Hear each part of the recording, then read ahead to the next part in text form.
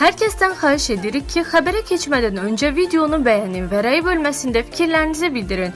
Dünyada və ölkədə baş vermiş ən son xəbərləri bizdən izləyin. Bunun üçün kanala abunə olmağı və bildiriş simvolunu açmağı unutmayın. İndidən təşəkkürlər. Son günlər Ramiz Mehdiyev olayı nəinki medianın, eləcə də bütün ölkənin gündəmini zəbt edib. Mehdiyev kimi böyük fiqur ətrafında cərəyan edən hadisələr təbii ki, hər kəsin maraq dairəsindədir. Elin gözü tərəzidir və cəmiyyət kimin nə deməsindən asılı olmayaraq ağı qaradan seçməyi yaxşı bacarır. Ona görə də Ramiz Mehdiyev kimi obrazlar heç zaman cəmiyyətin rəğbət bəslədiyi simalara çevrilməyiblər. Ancaq bugün Mehdiyev ətrafındakı hadisələrdən daha çox özünü saf və təmiz ana müxalifət adlandıran Əli Kərimlinin, eləcə də 3-5 nəfərlik troll qruplarının Boz Kardinalla yaxınlığı haqda yayılan informasiyalar xüsusi maraq doğurur. Axı Ramiz Mehdiyev uzun illər bu dövlətdə yüksək post tutub, Əli Kərimli isə hər zaman özünü müxalifətçi kimi qələmə verib. Bəs bu iki cütlüyü birləşdirən nədir? Ramiz Mehdiyev və Əli Kərimli məhəbbətinin arxasında hansı gizli və qaranlıq məqamlar dayanır? Bu sual çoxlarını düşündürür. Əvvəla ondan başlayaq ki, Mehdiyevin dövlətə xəyanət ittihamı ilə istintaqa cəlb olunmasından sonra Əli Kərimli və onun ətrafında olanlar yaman fəallaşıb. Sosial şəbəkələrdə Mehdiyevin müdafiəsinə qalxan əlilçilərin sayı hesabı yoxdur.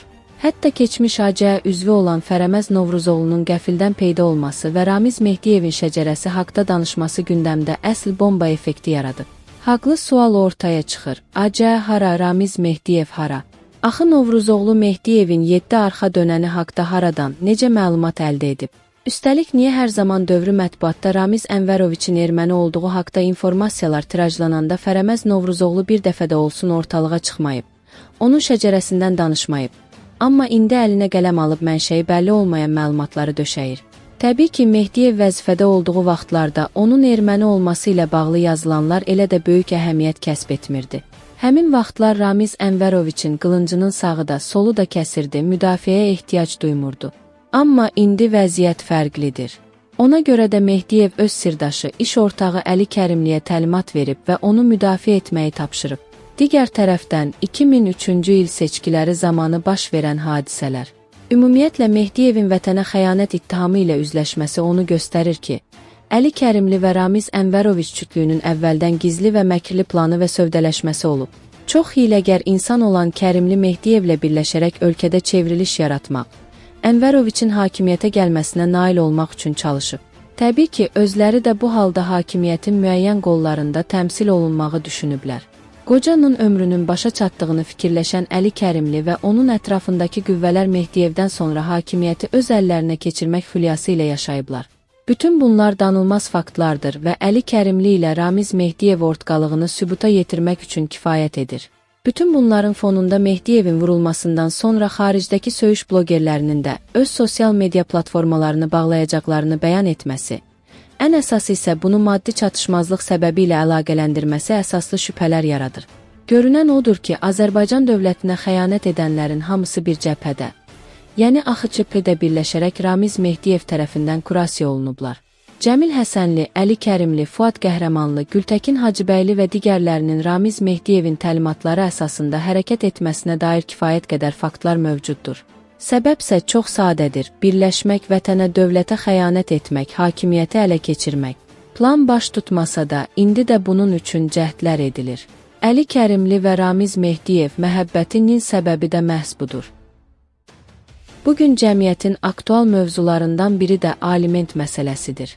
Aliment əksər hallarda boşanmalardan sonra ən çox mübahisəyə səbəb olan faktlardan biridir. Hətta alimentə görə həbs cəzası da var. Bəs boşanma olmadan tərəflərdən biri digərindən aliment tələb edə bilərmi? Mövzu ilə bağlı Oxu 24 Coma danışan hüquqşünas Hadi Hüseynov bildirib ki, boşanma olmadan da aliment tələb etmək mümkündür. İlk növbədə onu qeyd edim ki, aliment uşaq üçün nəzərdə tutulmuş ödənişdir, yəni uşağın saxlanılması üçün nəzərdə tutulmuş puldur. Boşanma isə iki tərəfin bir-birini bəyənməməsi nəticəsində həyata keçirilən bir prosedurdur. Ona görə də boşanma olmadan belə tərəflərdən biri digərindən aliment almaq tələbi ilə məhkəməyə müraciət edə bilər. Onu da qeyd edim ki, aliment ailə mübahisəsi olduğu üçün məhkəmədən öncə mediasiya xidmətinə müraciət olunmalıdır. Bunları hüquqşünas vasitəsilə həyata keçirmək. tövsiyə olunur, deyə hüquqşünas Hadi Hüseynov bildirib. Sənədlərin sürətlə elektronlaşdırıldığı bir dövrdə avtomobillərlə bağlı etibarnamələrin gələcəkdə ləğv edilə biləcəyi məsələsi müzakirə mövzusuna çevrilib. Mövzu ilə bağlı konkret azca açıqlama verən nəqliyyat eksperti Eldəniz Cəfərov bildirib ki, avtomobillərə dair verilən etibarnamələrin hazırki mexanizminə yenidən baxılması zərurəti yaranır. Ekspertin sözlərinə görə, avtomobilə əmlak kimi verilən etibarnamə ilə avtomobili idarə etmək üçün verilən etibarnamə arasında ciddi fərq mövcuddur. Avtomobili sürmək üçün verilən etibarnamə fərqli olmalıdır. Bugünkü dövrdə düşünürəm ki, avtomobillərin idarə olunması üçün verilən etibarnamələrin məsələsinə yenidən baxılmalıdır. Cəfərov etibarnamələrin nə vaxt ləğv edilə biləcəyi ilə bağlı konkret tarix verməyin mümkün olmadığını da vurğulayıb. İndi deyə bilmərik ki, nə vaxtsa ləğv ediləcək. Bunu indidən proqnozlaşdırmaq çətindir. Bu, yalnız müvafiq qurumların qərarı ilə baş verə bilər. Ünvanlı dövlət sosial yardımı alan ailədə 1 yaşınadək uşaq üçün dövlət tərəfindən əlavə dəstək məqsədilə uşağın 1 yaşı tamam olan ayın sonunadək aylıq 140 manat məbləğində müavinət verilir. Nocoment az konkret aza istinadən xəbər verir ki, müavinət proaktiv qaydada uşağın 1 yaşı tamam olan ayın sonunadək təyin edilir və plastik bank kartları vasitəsilə yalnız nağdsız qaydada ödənilir. Müavinəti alan vəfat etdikdə, qanunvericiliklə müəyyən olunmuş qaydada itkin düşmüş və ya ölmüş elan edildikdə müavinətin ödənişi dayandırılır.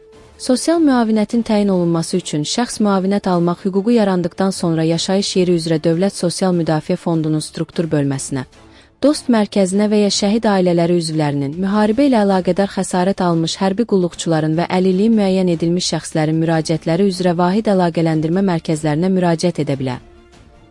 Pakistanın sabiq baş naziri İmran Xanın həbsxanada müəmmalı şəkildə öldüyü barədə iddialar yayılıb. Nocoment az xəbər verir ki, Afqanistan Times öz mənbələrinə istinadən bildirib ki, güya siyasətçinin cəsədi saxlandığı müəssisədən çıxarılıb və ailəsinə onunla görüşməyə uzun müddət icazə verilməyib.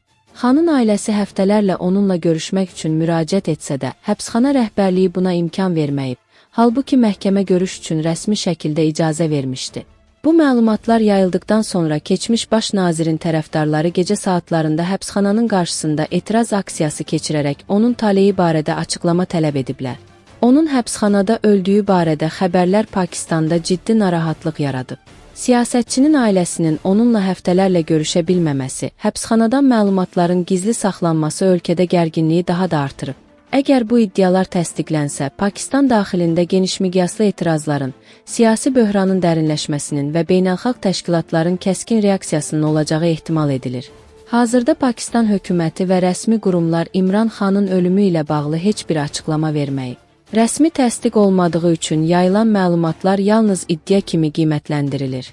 Bununla belə, ölkədə artıq sosial və siyasi təlatümlər müşahidə olunur və hakimiyyətdən məsələyə aydınlıq gətirilməsi tələb olunur.